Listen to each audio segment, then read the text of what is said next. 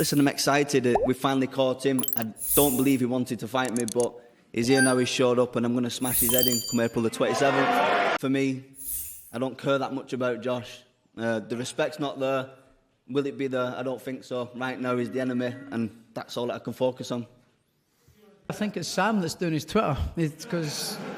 You'd know if it was me. The spelling's not great, so it's definitely not me. It doesn't take Columbo to work out. Unless you two had the same English teacher, the way you type double spaces and full stops. I'm pleased you spend that much time all that kind of stuff, you know. So Josh, you're the only person that's dislike more than me on the app.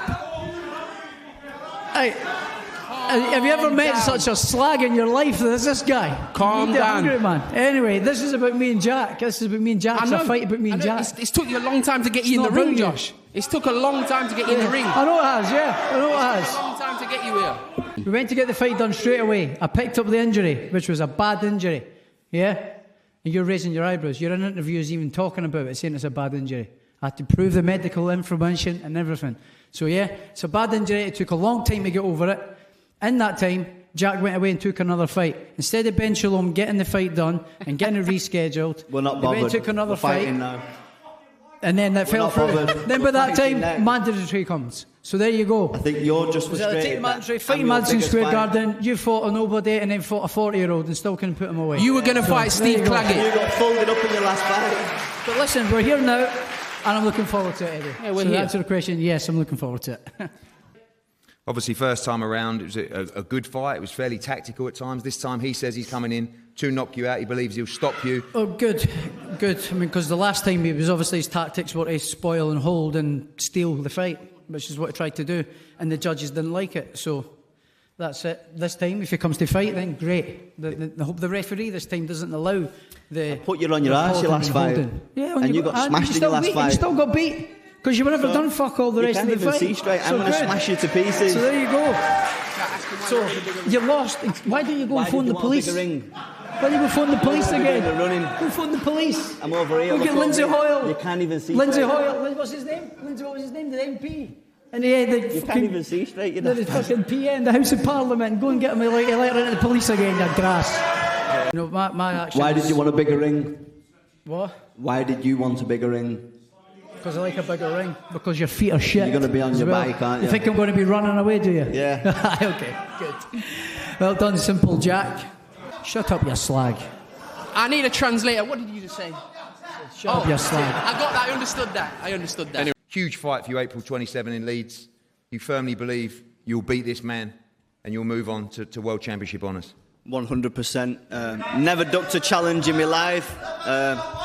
And I understand this is a big fight. It's going to put me in a picture for bigger fights, but fully focused now, April the 27th, and I can't wait to get in there. Josh, finally from you, huge turnout today. Yeah. We want to see as many of these people in Leeds as possible. Of course, this is Taylor against Catterall too. This is also Scotland v England. The atmosphere in Leeds is going to be incredible April 27th. A few words for the fans here today. Yeah, just obviously on April 27th. Yeah, it's going to be a great fight. I can't wait. It's been a long time coming. Complications, but it doesn't matter. We're here now. It's on. Fight's on, and I'm looking forward to it. So, yeah, thank you to everyone that's travelled out today. They've tried to put this on at 1 p.m. today, and tomorrow it's on at 5 p.m. conveniently. Stop greeting, you soft bastard. Anyway, thank you for coming, guys. I'm looking forward to this fight. I'm putting this guy to bed. Thank you.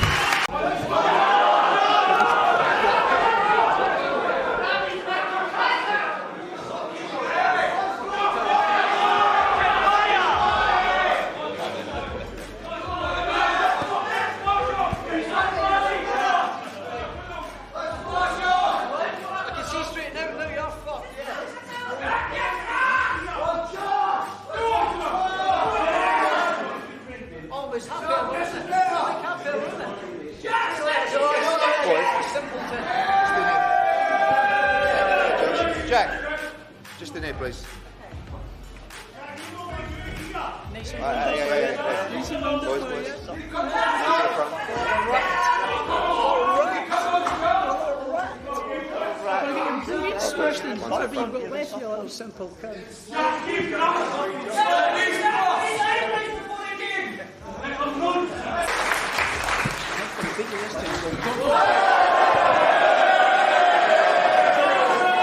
what's your immediate perspective, the verdict from the first press conference ahead of the rematch?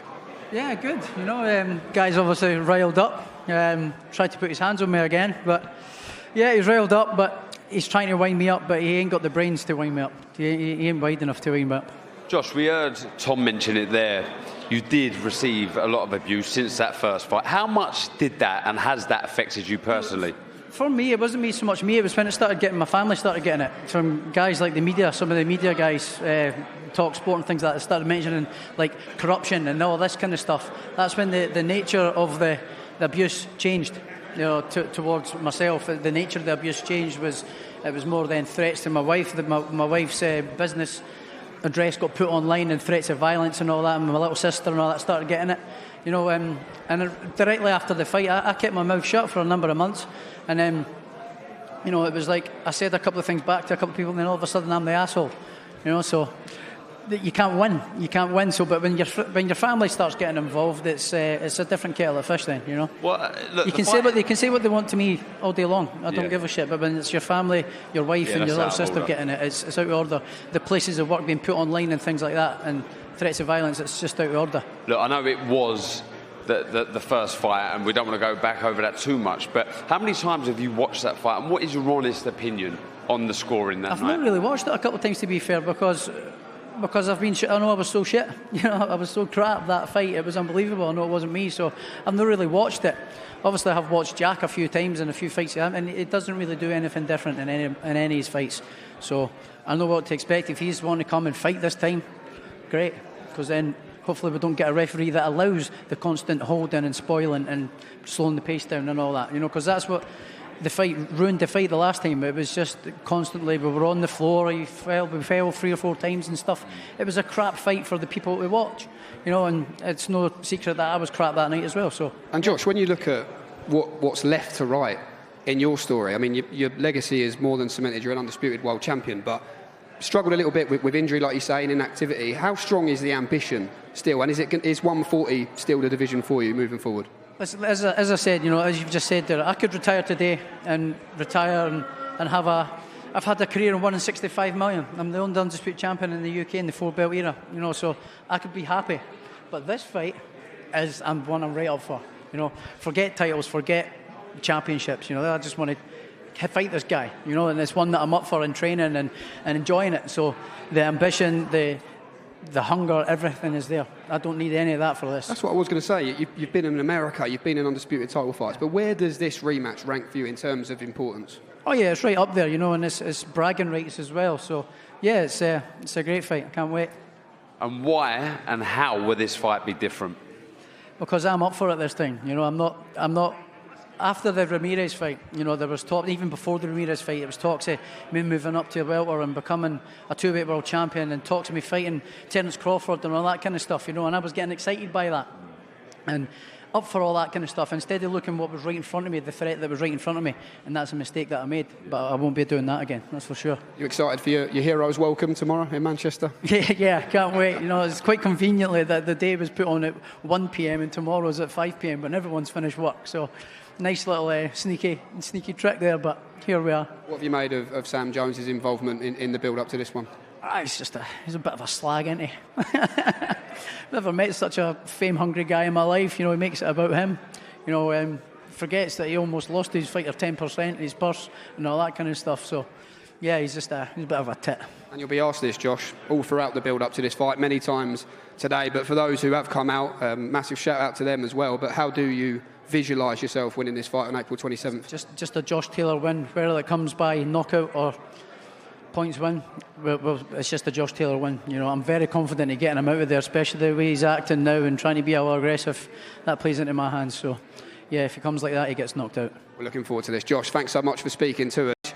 Yeah. What's that done in terms of just getting the juices flowing? What's your verdict on the first press conference ahead of the rematch? Yeah, it's exciting.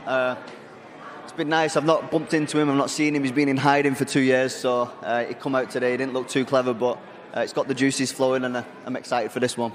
Look, it has taken 2 years. Was you always confident that this rematch would happen? Or was there stages, because it was dragging on a little bit, you thought, do you know what, I'm never going to get my chance for revenge? You know what, in the immediate aftermath, I thought that the fight wouldn't happen, but then if you, over the last 2 years, and Josh must be the same, my team and everybody, the fight still spoke about, and people are constantly asking me, when is this rematch? So he'll be getting the same. So over the last year or so, I did think that ultimately one day this fight's going to happen again. You know, when you say it there, do you honestly believe he didn't want this fight? 100%. I believe he's been forced into this. I think he had great plans of going up to 147 to challenge for world titles up there. He cemented 140, but unfortunately for him, his biggest fight is me. I can accept that. I know that this is my biggest fight, but I think for him it's a bit frustrating knowing that he can't go up and fight Crawford, etc., because it stinks still, so he's got to fight me. When you think about the doors that will open for you, Jack, I was just saying to Eddie Hearn there, you're ranked at a minimum of number 6 across all 4 governing bodies. How big of a threat is this to your world title ambitions, this fight?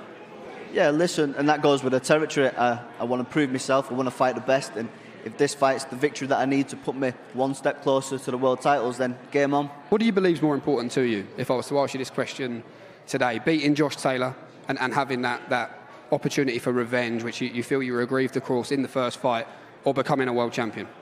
You know what? I want to be involved in big fights. This is a big fight. It'd be the cherry on top if we could get it for the world title. I don't believe that's the case, and I have ambitions of going on and winning the world title. But this fight is probably worthy of a world title. It's a big fight, and it gets me up. I asked Josh the same question. How will this fight be different for you? We're going into round 13. We've shared the ring. You know yourself, when you've been in the ring with somebody, whether it's sparring or a fight, you've got to feel for that kind of person. And you've got to look at the landscape. The fight was 2 years ago. We've both aged 2 years. I have had 2 fights. He's had the 1 loss against Lopez. So it's a different fight. But again, it's not so. But I'm going to go in there, and I feel like I'm still getting better. I don't know if I can say the same for him. So I expect to go in there and hit off straight away. Honestly, who do you think goes into this rematch the favourite?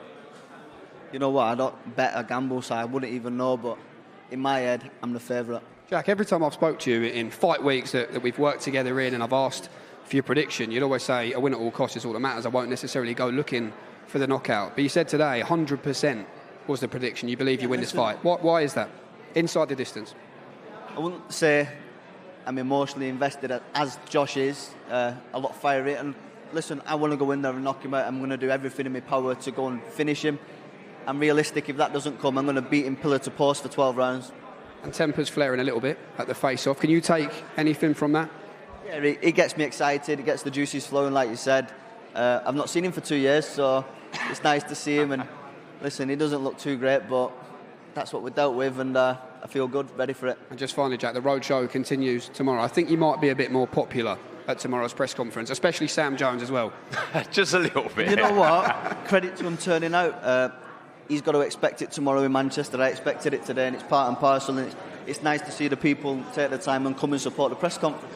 Can't wait. What a night this is going to be in Leeds. Oh, can't wait what for all the build-up. Well, do not go anywhere, because tomorrow, 5:30 p.m, the roadshow does continue. No Darren Barker, actually, tomorrow, but I'll be joined by Mr. Tony Bellew, who is absolutely no stranger to a domestic rivalry and a rematch, and also Mr. Anthony Crolla. So we'll see you then. The roadshow continues on DAZN.